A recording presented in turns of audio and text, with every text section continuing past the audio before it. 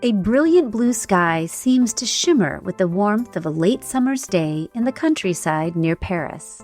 The sun, carried across the sky in a chariot driven by an ancient god, beats down upon a light-drenched world of golden fields of grain and faded green grasses. In the foreground, a group of brilliantly clad nobles on horseback set out for a day of hunting.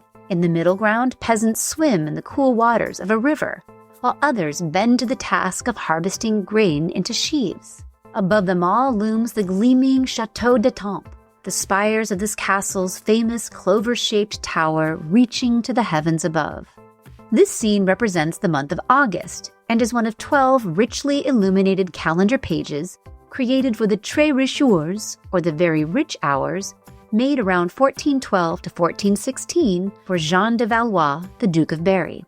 At the top of the page, the astrological signs for Leo and Virgo arch above neat boxes intended for dates, numbers, and letters used to calculate time and religious celebrations. Created as a collection of prayers and devotions to be practiced throughout the religious year, this precious manuscript reflects the tastes and interests of its royal patron. Each calendar page depicts activities appropriate to the calendar month. Sometimes we see labor, sometimes leisure. Here, we see both.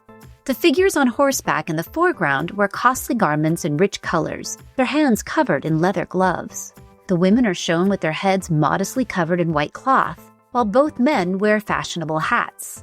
While two of the women ride pillion, meaning they are seated behind the men, one stands out in her brilliant blue robes riding alone, side saddle, upon a white horse adorned in coordinating trappings.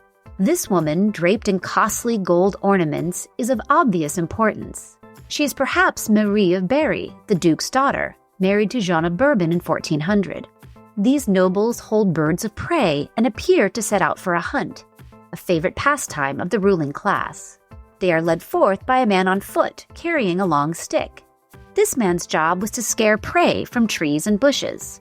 He supports two birds on his heavily gloved left hand, likely sparrowhawks or merlins.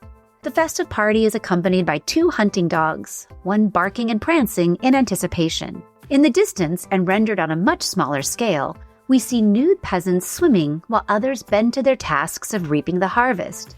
Clothed and unclothed, these figures are rendered in muted tones that blend with the sun-drenched environment. This prioritizing of the nobility reflects the interests of the royal duke for whom this page was made. His subjects are subordinate, almost one with the land they work, while his own class of wealthy elites is front and center, dressed for pleasure in opulent finery that sets them apart from mundane labors. The Château d'Étampes in the background, which became Jean's property after the death of Louis d'Avaux in 1400, may be thought of as a stand-in for the Duke himself.